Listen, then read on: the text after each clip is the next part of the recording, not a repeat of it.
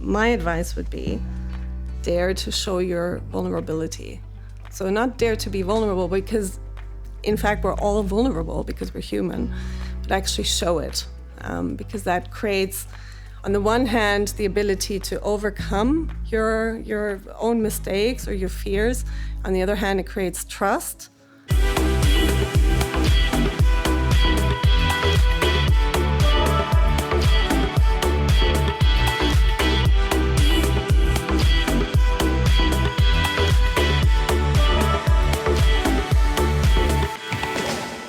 Rebekka Beels with me, Head of Engineering. Hi, Rebekka. Hey, Janine. Thank you for being today with me at Pieces of Me.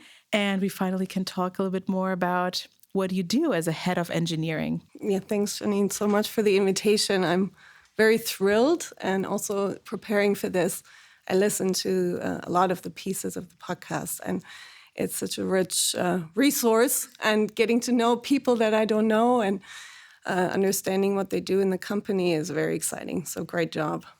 So I saw you brought 3 pieces. I did. But before we actually dig into the pieces, I want to know, you are Head of Engineering, front end, back end, both, which team? I mean, I know which team, but tell us a little bit more, or tell me a little bit more. Yeah, so I've been with Zalando for 9 years now. Wow. So a few people here on the podcast said they call themselves dinosaurs, and it's the same, but I also feel like it's not such a long time because so much is changing constantly. And so the role of the Head of Engineering I have, I think, since 2020. And even across that time, a lot has changed. And the team that we lovingly call POP is actually called the Product Offer Platform. Mm-hmm. And it's composed of back-end teams. So you asked about front-end and back-end. And we sit in the Zalando Commerce Platform. So the Zalando Commerce Platform is basically the central place where we enable all the customer experience tailored for markets and also for propositions, business propositions, and providing capabilities that make it easy for markets and propositions to expand or add new features. And the Product Offer Platform, so I try to explain it in a nutshell, so because it's quite complex. So when you go on the website mm-hmm. and you interact with the products, so you see a sneaker. You can see it either on the homepage, teasered as part of a campaign. You can see it on the product detail page. You might search for something and see it in the catalog, and you see this as a product. Mm-hmm. But we actually don't understand this as a product. We understand it as an offer. And composing this offer is the core of our domain. And so now you're wondering, what does that mean? Okay, offer, product, what's the difference? So an offer always has to have a price. It has to have all the necessary product information, so which brand, what's the name of the sneaker, photos, whatever, attributes for this product. And you need to have the information on stock, so about the stock. So is this in stock, this size, if I want to buy it? And this composition is one of our core capabilities. And before it becomes available to certain customer groups or markets, so certain products are not available in certain countries, certain categories are not even available, we calculate the availability status. So as a head of engineering, in a nutshell, I'm responsible for making sure that we have an excellent technical engineering department. Mm-hmm. And so what does that mean? So that means that we have high-performing teams. And in order to have high-performing teams, you also need to make sure that they know what they're doing and why they're doing it. So a big core of my responsibility is making sure that our technical strategy aligns with Zalando's strategy, so that we actually enable markets and propositions to scale for the needs that Zalando gives direction for. And so we need to evolve our platform, right? So we have to simplify our architecture, make sure that the systems are reliable and stable. Yeah, mm-hmm. It's very important. And also the second core part, And I think that's also if I could bring my team as a core piece of my heart, then I would bring them. You could. I was like sending everyone around. How many people are in your team? 20. Yeah. So That would fill up here the room a little bit. Yes, it's a wonderful team. And a wonderful team also it means having a wonderful culture, so an engineering culture. And that is not just focusing on technical excellence, although that's a core part, but also making sure that everyone in the team feels like they are valued, they have a place to grow, they feel mentored, and they, as I said, understand how they can create impact. And you can create impact if you understand the why behind something you're doing. I really admire you, and I have been working with you already. I think it was 3-4 years ago that we had the project together. How you were really able to focus on so many topics and being able to kind of make sure that everything's handled on the right time, but never without losing your sympathy. So maybe there is a different Rebekka, I don't know. Never say never. Never, yeah. But you always were amazing to work with. And it was always a really good way of communication, and then also explaining how and why or why not things can work and when, and also giving the reason for it. Sometimes you have, of course, leads or engineering manager head of it, like, who just tell like, well, not now, or like, but you always took those extra 5 minutes to really give that explanation, so that I would go out and say, okay, it makes sense why I have to come back in 4 weeks. Not happy that I have to come back in 4 weeks, but it was more understandable. Thank you so much, Janine. The thing is that a lot has changed since then. I think maybe it was 2021. And that's also, as I said, the interesting part of being in my role, that you need to prepare your teams for this change. And being at Zalando, I've seen so many different periods. 2021 was a very rapid growth period where we needed to invest in speed. So really deliver fast, and also changed our whole team setup to become more dynamic at the cost of ownership for the components that the teams take care of. And there was also then a painful phase that we went through I would say it started in 2022 and 2023, where the health of our systems just was not well anymore. So it was a mix between knowledge loss from jumping across different components and not having enough time to clean up. And I think over the past 2 years, and I'm very proud of my teams, we've achieved a lot with regards to being operational excellent.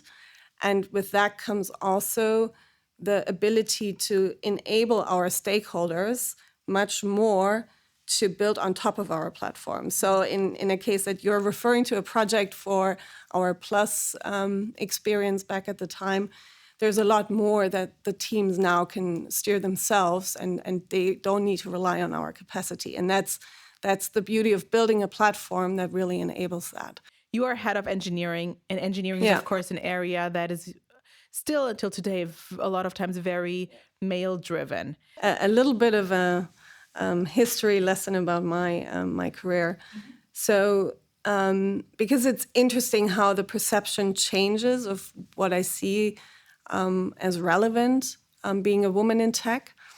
And when I went to university, I was 1 out of 4 women in a big group of men studying computer science. And so it was something that on the one hand, it was easy to create a bit of a sisterhood. So I really like this word.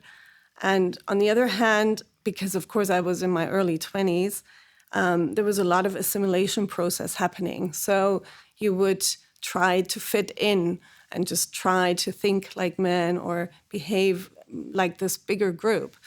But also maybe enjoying a bit of the special status that you had. Over the years, I've realized, and that I think comes with my role as a mother as well, and I'm not saying that you have to be a mother or father to dive into those aspects of your gender, of your being. I realized much more where my core strengths lie. And I don't like to focus so much on gender, because I think it's a lot about feminine traits or male traits, and you can find both within you, and True. no matter which gender you have, and understanding, okay, which come more easily to me and which traits maybe I need to practice because they're very helpful in certain situations, but still staying authentic to what is the core of you, and also really diving into that feminine part and understanding that feminine power. And in a context of Zalando, I never feel like this is an odd role or I'm in a minority. Of course, there are meetings where I might be the only woman in the room, and still there is so much respect at Zalando and understanding of the uniqueness of all of us and all the different perspectives that we have. And I mean, we do deliver a product to the biggest target group is women. Yeah. So I think everybody understands that it's relevant. But learning and inspiring each other with our different traits and our different perspectives, I feel like this is absolutely possible. So I guess that your close to your heart piece is the picture that you brought with your family. Yes, it's my husband and my 3 children, which are the most wonderful human beings on this planet, if I may say so. Of course, I mean they're. I mean that's why you are with them. Yeah, and they're my biggest teachers. And when I thought about what to bring, what's close to my heart, I mean, it's the most obvious thing and also the most typical thing, but it's the only thing that made sense for me because it's family is a huge value of mine. This picture was actually taken in Michigan. So I met my husband when I was living in San Francisco and studying and working there. And we eventually moved to Germany and started our family. And I can't even call them kids anymore because my oldest is 18. And this photo is 2 years old. They're all taller than me. And I just love to watch how they grow, how they interact with each other. And I also love what it does to me in my mother role and how I learn so much patience and The patience part is. and so many communication skills and conflict resolution. So, and So yeah, 3 that's why. teenagers. Yes, 13, 16, and 18. Wow. Yeah, yeah. Amazing. The hormones, yes. And for teenagers, the one advice I have is really when their window opens up to communicate with you, you got to be ready. No matter if you're tired or not. Use It it. might be at 11 p.m. and you just have to be there. Yeah. So, and now we have 2 other pieces. We have a stone and a mini Rebekka Lego. Which one is your career piece? Yeah, so both of them could work, right? But I brought the stone. And I'm going to hold it because that already shows what this serves. So I love people. I think I may have brought that across. But I also love stones. Okay.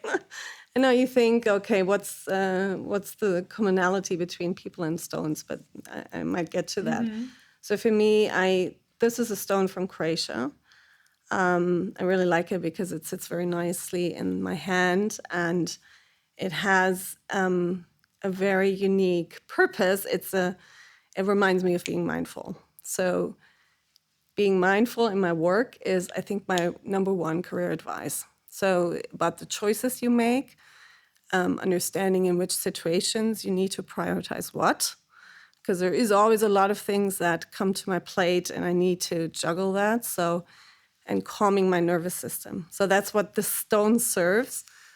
On the other hand, I think it also reminds me of my uniqueness. So, of course, this is stone. It has some, and that's what I find fascinating, some history inside of it and some composition that is very unique to this stone.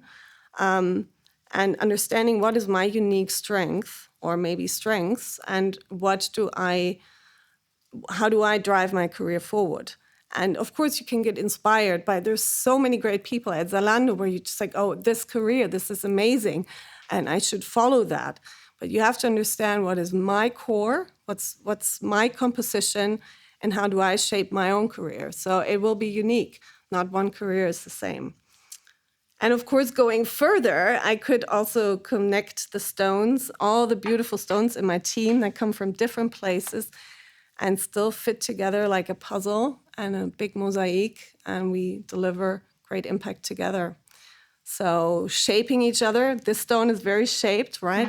It got rubbed off and round, and learning from each other and trying to sometimes fit in, but sometimes also see the differences between us. So let's move on to Mini Rebekka Lego. Yeah. Lego Rebekka, tell me. Yeah, so this little mini me keychain was given to me after I gave a talk at a conference. And for me, why it is my Zalando piece is because it represents what Zalando stands for. A place that evolves and grows itself, yeah, very amazingly, but also allows a lot of growth for everyone who wants to have impact and who wants to grow. So the story behind it is that I think 2019, 2020, no, it was before COVID, so it was 2019. We changed the way we set up our teams, which was a bit more unique, trying to serve the needs at the time. And my lead at the time suggested that I would present this setup at a conference. And I have to also share that I think like 70% of the people, I have a lot of fear of speaking in front of people. So it's not something that I enjoy or do naturally. So my first instinct was, no conference. I cannot do that. And the second one was like, what do you mean? Share about how we just organically set up our teams. I mean, I don't have a scientific paper for that. How can I share that story? But he really encouraged me. And it was a kind of a key moment for me to understand I need to step out of my comfort zone. I have to push myself. And I have a voice. I have something to share. I don't need to compare it to anything else. I just share something and it could be valuable. And it was very rewarding. Actually, following that conference talk, we got invited to 2 or 3 more places at the time because it was quite interesting for a lot of people in the industry. So yeah, that's why I brought my little mini Rebekka. Yeah. Before we wrap up, I mean, Yeah. Rebekka, it has been amazing having you here. Thank you so much. But I do ask all the guests before they leave to share with the audience a dare to. What should people dare to do more? So my advice would be dare to show your vulnerability. So not dare to be vulnerable because, in fact, we're all vulnerable because we're human, but actually show it because that creates, on the one hand, the ability to overcome your own mistakes or your fears. On the other hand, it creates trust. Be willing to share and show vulnerability. Thank you. That was a really great wrapping words. And yeah, it's something that a lot of people should be more mindful about and not just show the stone side, but actually showing all of you. Thank you for being my guest today. Thank you, Janine. It was a pleasure, an honor, actually. Thank you.